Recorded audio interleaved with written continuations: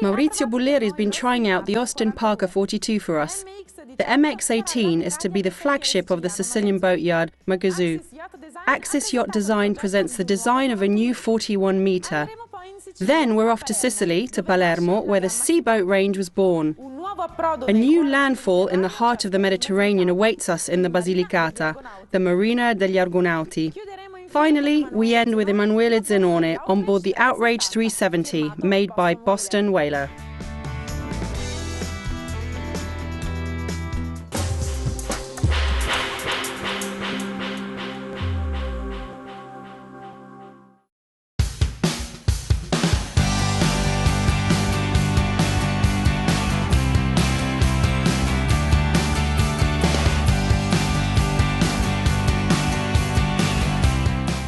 The lobster boat is a type of craft that's becoming more and more fashionable, which perhaps explains why so many boatyards are getting involved in this sort of hull.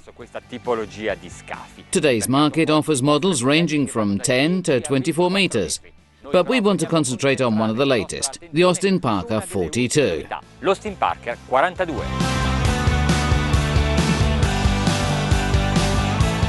The success of the lobster boat is no doubt down to their beautiful lines, but their navigation qualities also merit investigation.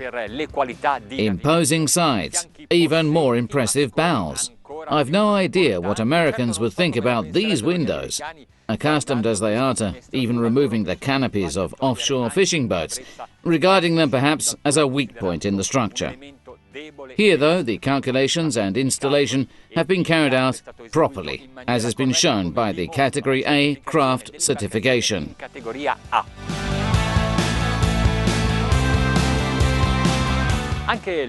The Austin Parker 42, like other lobster boats, has constructional elements that appear to be in opposition, but which mark the success of the look. A very sporty window, and then, as a counterpoint, a gunwale in mahogany, certainly more classical, but also very elegant.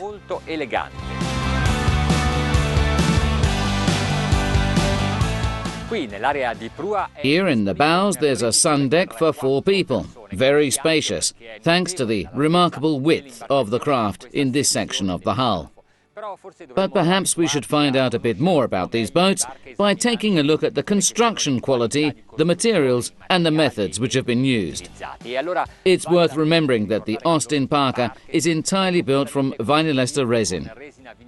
The first 4 layers, both of the keel and the deck, are laminated in this way. And then all the superstructure, including the deck house, is vacuum resonated to ensure a solid and at the same time a light product.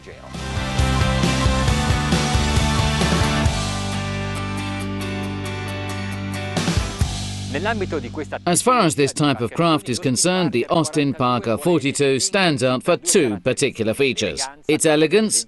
Look, for example, at the care taken making this handrail in mahogany, and then the ease of use, so that the owner can use the boat in a very simple way, under any conditions, without the need for a crew.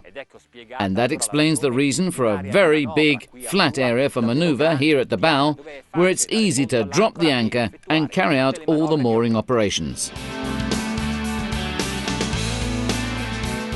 The architect, Fulvio De Simoni, has managed to create on this main bridge an excellent sense of depth.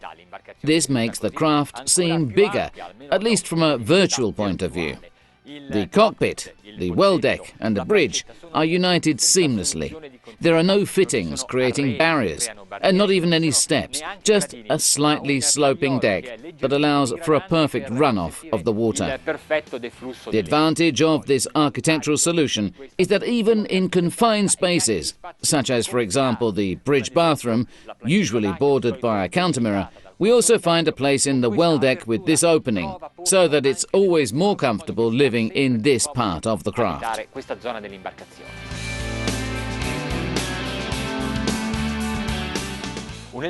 This seat here is a particularly original item of furniture. With one movement it turns into a chaise longue.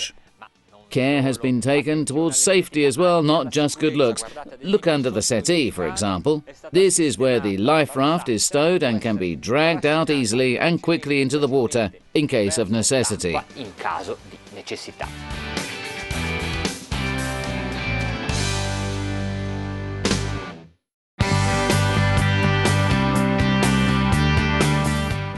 There are at least 6 places to sit on the settee.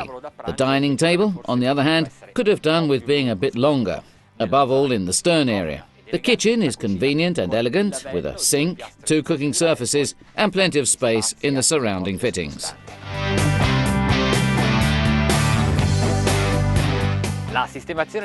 The positioning of the engine room at the centre of the craft means that it's possible to have a locker, here at the bow, for a tender 2 meters long. And this can be easily lifted or launched with a davit, manually or electrically operated.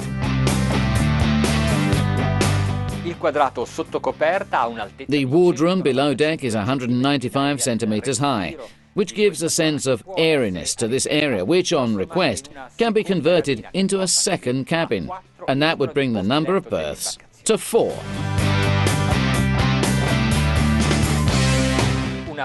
A perfect lobster boat inside, and the modernity below deck is surprising. For example, this owner's cabin, brought up to date by the furnishings, but also by the windows along the sides. And, in addition, there are 2 portholes which can be opened, plus a skylight towards the bow. The height is 1.9 meters, but helping to increase the sense of airiness in the room, above all, are the furnishings, all quite low, including the lockers. There's even enough space for the wardrobe, thanks to 4 drawers under the bed, and, to finish up, there's even a vanity area. The bathroom is surprisingly large, and this too displays all the modernity of this project. In all, the width is 1.9 meters, with a separate box shower splendidly bordered with a ceramic mosaic, equipped with a grating and a seat in teak. The lights are LEDs, and so they're absolutely safe. They don't heat up and are even ecological, since they consume less energy than the incandescent types. Less than convincing are the accessories and their positioning. Definitely not very nautical.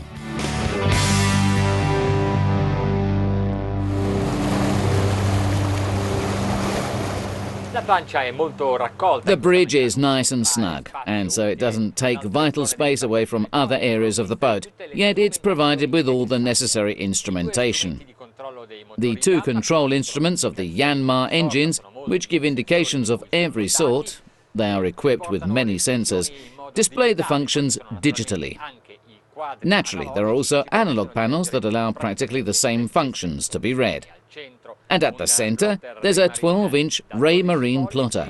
And, naturally, the levers are in quite a handy position, even if perhaps a little too far forward to remain seated perfectly comfortably. The flaps are easily reached in this position and come equipped with LEDs that show their exact position.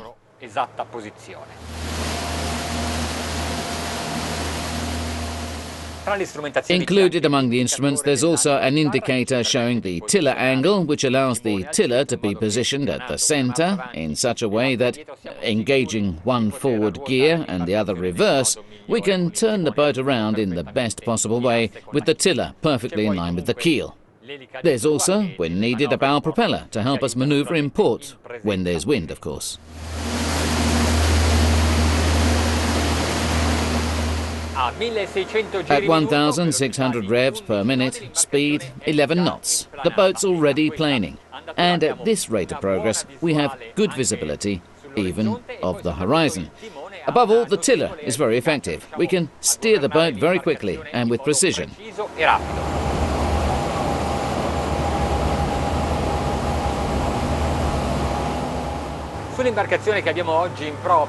On the boat we're trying out today, 2 Yanmar 80 horsepower 6-cylinder turbo diesel engines have been installed, with mechanical pump and electronic fuel control.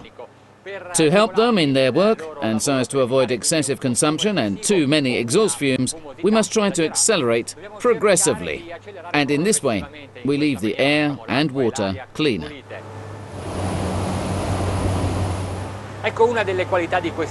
And this is one of the qualities of these engines. Overall, 70 litres per hour. The boat comes equipped with a fuel tank with a capacity of 1,400 litres, and so, at the current speed of 16.5 knots, we have a range of around 330 miles.